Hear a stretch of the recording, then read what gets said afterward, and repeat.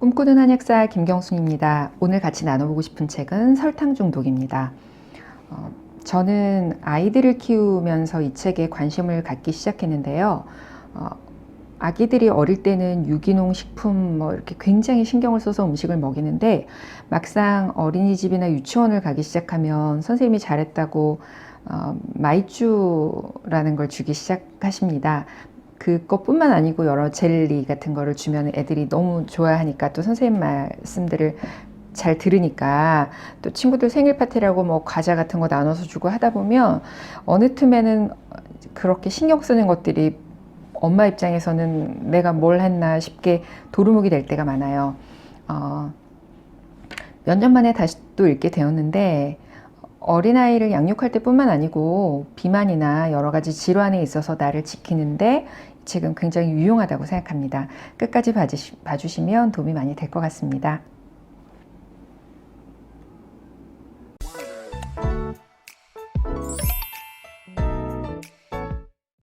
(2011년에) 나온 책입니다. 지금은 설탕 중독이라는 표현이 익숙하고 인터넷 기사에서도 많이 나오지만, 한 10년 전에는 이런 표현이 굉장히 어색했고 저건 뭐야? 라는 반응을 일으켰을 때거든요.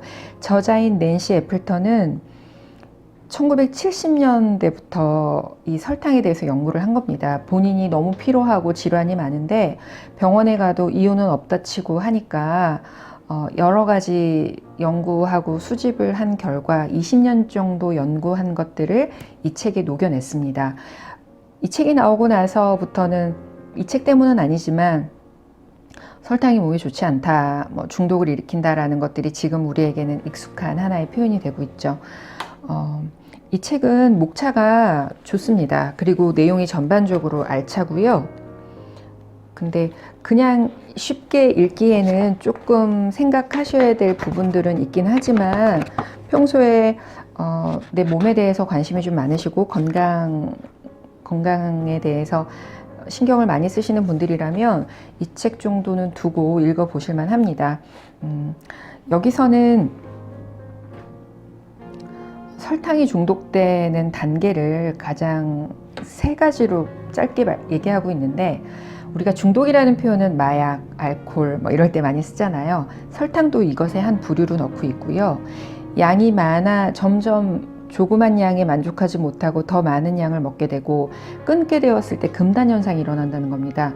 대표적인 게 두통이나 불안증 같은 게 오게 되고요. 그리고 극복하지 못하고 나중에는 더 많은 양으로 더 원한다는 거, 아주 일반적인 중독의 사이클을 많이 갖고 있다고 얘기하고 있습니다. 그 다이어트에도 마찬가지인데요. 어떤 과정을 거쳐도 살이 잘 빠지지 않을 때가 있습니다. 그게 심리적으로 우울할 때인데요.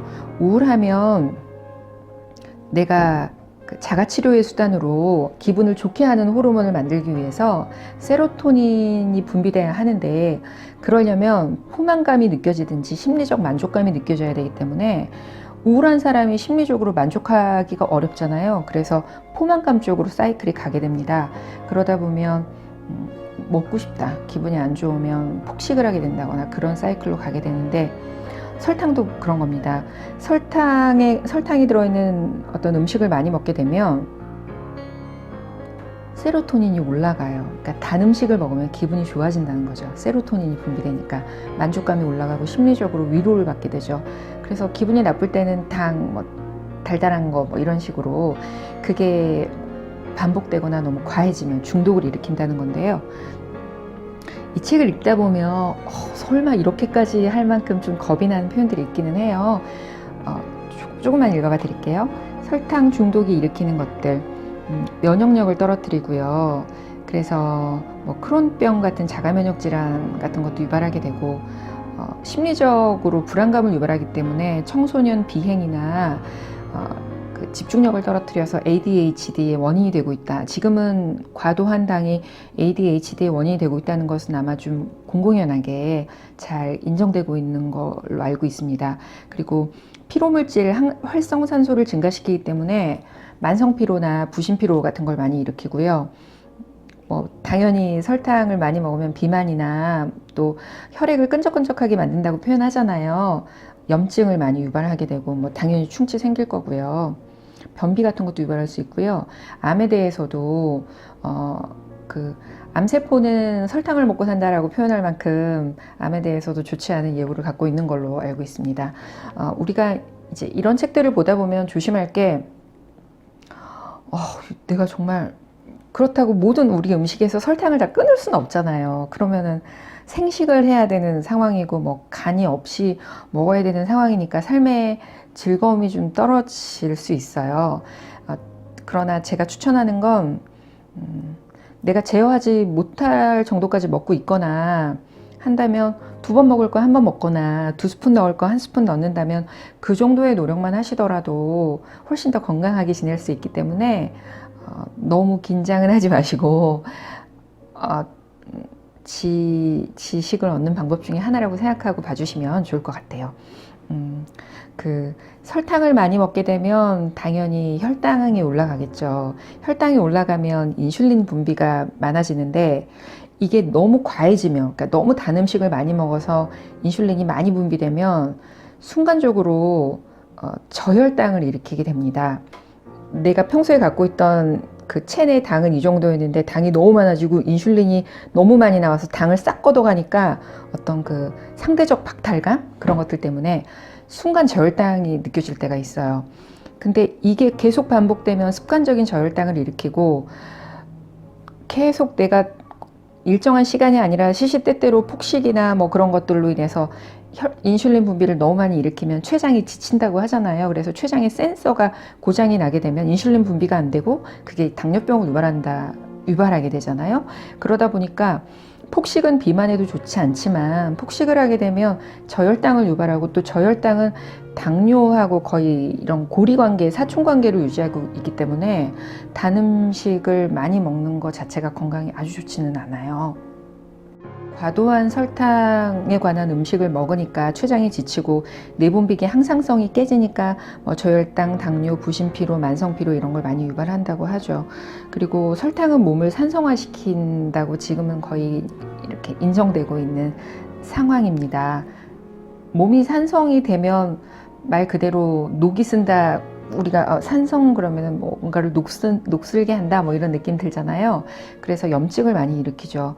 지금은 혈액이 산성화되는 것만으로도 피로 물질 많이 쌓이고 염증 많이 일으키는 것에 대해서는 다들 그냥 인정하고 계시는 상황들이니까 내가 이유를 모르겠는데 너무 피곤하고 아침에 뭐 깨기도 힘들고 불면증, 이유 없는 불면증 같은 걸 갖고 계시다면 혹은 변비 같은 걸 갖고 계시다면 내가 너무 평소에 단 걸 많이 먹나는 좀 생각해 보실만 합니다. 그리고 장누수 증후군이 한 5, 6년쯤 전에 TV에 뭐 이렇게 의사 선생님들 나오시고 해가지고 그게 뭐야? 라고 많이 관심 끌었던 걸로 알고 있는데요. 이게 윌리엄 필퍼시라는 분의 뇌 알레르기라는 책에서 처음 나온 용어인데 췌장에서 어떤 효소가 나오는데 인슐린뿐만 아니고 어떤 효소가 나오는데 그 효소가 단백질을 분해시킵니다. 단백질을 분해시키는 효소가 췌장에서 나와야 되는데 췌장의 센서가 고장이 나게 되면 아까 인슐린 분비가 안 돼서 당뇨를 유발한다고 했잖아요. 마찬가지로 췌장의 센서가 고장이 나면 이 효소도 나오지 않는 거예요. 단백질을 분해시키는 효소가 나오지 않으니까 내 몸에 분해되지 않은 제법 큰 덩어리들의 단백질이 혈액에 돌아다니게 되죠. 얘네가 그 혈액을 타고 다녀서 독소나 염증을 일으키면 그러면 우리 몸에서는 이거를 어떤 좋지 않은 물질에 대해서 우리가 이걸 방어하잖아요. 염증을 자꾸 일으키죠. 그래서 장누수 증후군이 일어나게 되는데 알레르기가 있거나 면역 기능을 떨어뜨리고 또 관절염, 궤양을 많이 일으키고요. 크론병이라고 해서 이렇게 구내염 생기듯이 이렇게 장에도 그런 걸 많이 일으키게 되죠. 그래서 장누수 한때는 나는 이유를 모르겠는데 너무 피곤하다. 그러면 장누수 증후군을 의심해봐라. 이렇게 얘기할 정도로 조금 알려졌던 질환 중에 하나인데 그것도 췌장 때문이고 과도하게 당을 많이 먹어서 생길 수 있는 겁니다. 그리고 이제 우리가 설탕하면 혈당 많이 생각해요. 단 음식을 먹다 보면 이런 생각 안 해보셨어요? 내가 사탕을 많이 먹으면 당뇨병이 생길까? 왠지 당뇨는 단 거 먹어서 생길 것 같긴 한데 뭐 이런 식의 생각 안 해보셨어요? 맞는 말이에요. 우리가 그 다이어트 할 때도 많이 표현하는 게 GI 지수라고 해서 글리세믹 인덱스 당 지수를 많이 얘기하는데요. 당 지수라는 건 인터넷에 당 지수표를 찾아보시면 뭐 사과는 34, 막 이렇게 흔하게 먹는 과일이나 야채들의 당 지수가 쓰여 있습니다. 당 지수는 우리가 그 음식을 먹었을 때 당이 올라가는 속도를 표현하는 거예요.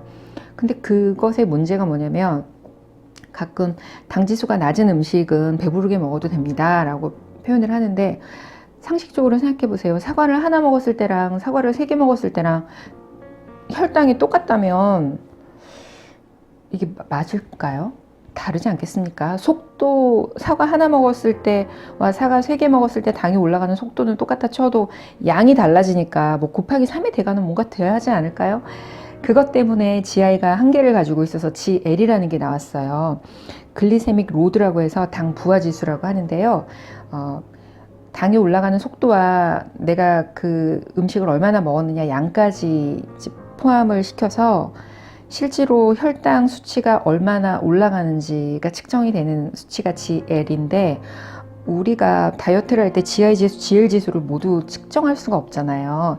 이제 이 책을 보시면 어느 정도 참고하실 만한 계산법이 있기는 합니다. 저는 다이어트 할 때 GI 지수 찾고 칼로리 찾고 그런 거 하지 말자 그래요. 그게 즐거우신 분들은 괜찮지만, 안 그래도 그 먹고 싶은 거 달달한 음식을 조심하는 것만으로도 스트레스인데, 내가 GI 지수 계산하고 GL 지수 계산하면 조금 지칠 것 같아서, 그리고 실제로 지치는 경우가 너무 많았기 때문에 편안하게 하자라는 차원에서 굳이 내가 이런 계산은 할 필요는 없지만, 어쨌든 결론은 단 걸 많이 먹으면, 설탕을 많이 먹으면 혈당이 올라간다는 겁니다. GI를 보든 GL을 보든.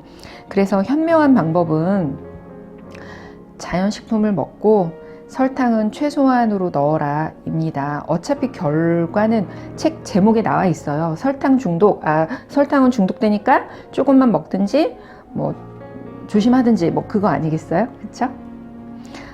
이제 우리가 먹는 식품들의 진실에 관한 얘기도 나와 있습니다. 청량음료 얘기를 하고 있는데요. 보통 청량음료 한 병당 설탕이 10스푼 들어있다고 합니다. TV에서도 좀 종종 나왔기 때문에 별로 놀라실 만한 일도 아니에요. 이제 특히 청량음료나 탄산음료가 당연히 당이 많이 들어있으니까 뭐 비만에도 안 좋고 뭐 안 좋겠지만, 특히 어린아이들에게 좋지 않다는 거죠.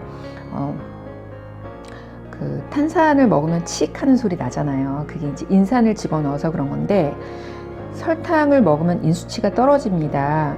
인수치가 떨어지면 칼슘의 수치가 올라가서 그 치아나 관절 같은데 플라그 형성이 많이 돼요. 그러면은 인수치인을 더 먹기 위해서 내가 청량음료를 먹어야 되나? 탄산을 먹어야 되나? 이런 생각을 하는데, 탄산에 우선 설탕이 있어서 안 좋죠. 중독이 일으킬 수 있죠. 염증 생기죠. 근데 그 탄산으로 인해서 과다한 인이 들어가면, 탄산도 약간 중독이잖아요. 과다한 인이 들어가면 몸을 산성화시켜요. 그리고 면역력을 떨어뜨려요. 그러니까 탄산음료, 제 주변에 이제 커피에 중독된 분도 많으시고, 저도 커피를 중독된 것 같긴 한데, 탄산 특히 좋지 않다는 거, 어린아이든 어른에게 좋지 않다는 거 좀 생각해 보실 만합니다. 환자들을 위한 보충 음료가 많은가 봐요. 우리나라에는 어떤지 잘 모르겠지만, 그래서 환자용 보충 음료에 들어가는 주성분이 물, 설탕, 옥수수 시럽, 말토덱스트린인데, 옥수수 시럽은 설탕과 비슷하지만 옥수수 시럽 안에 과당이 많이 들어가 있는데, 우리 과일에도 과당 들어가 있다고 하잖아요. 과당의 특징은 간으로 들어가서 바로 지방으로 전환이 됩니다. 그러니까 난 다이어트 하느라고 과일 먹는데 왜 살이 찌는지 모르겠다고, 과당 때문에 그렇고요. 나는 술도 안 먹고 평소에 그냥 밥 조금 먹고 과일 좋아할 뿐인데 왜 내가 중성지방 수치가 높지? 그거 과일 많이 드셔서 과당 때문에 중성지방 수치 올라간 거잖아요.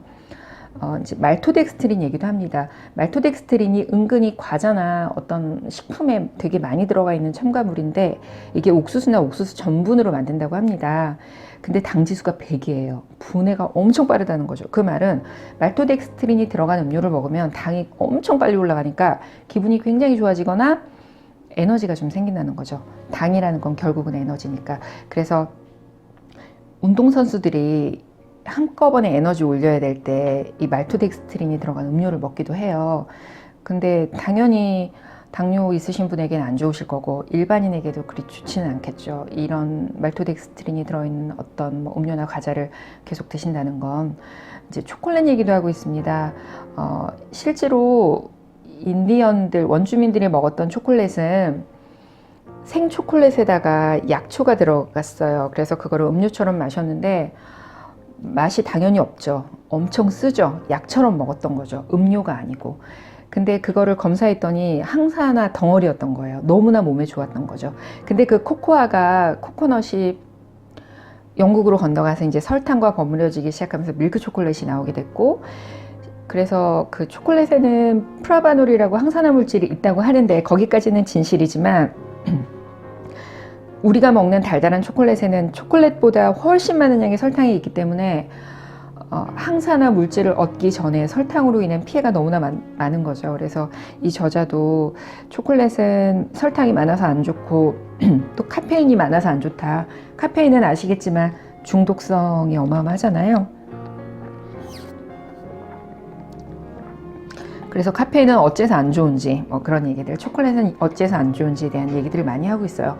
전반적으로 이 책에서는 그냥 설탕뿐만 아니고 우리가 흔하게 알고 있는 설탕이 많이 들어간 음식, 뭐 초콜릿이나 청량음료, 탄산음료, 그리고 케첩 뭐 이런 것들을 같이 버무려 가지고 이러이러해서 좋지 않다를 굉장히 구체적으로 서술하고 있습니다. 그래서 그 식이요법을 해야 한다면 뭐 어떤 식으로 진행을 하는 게 좋다. 또 결론은 그거예요.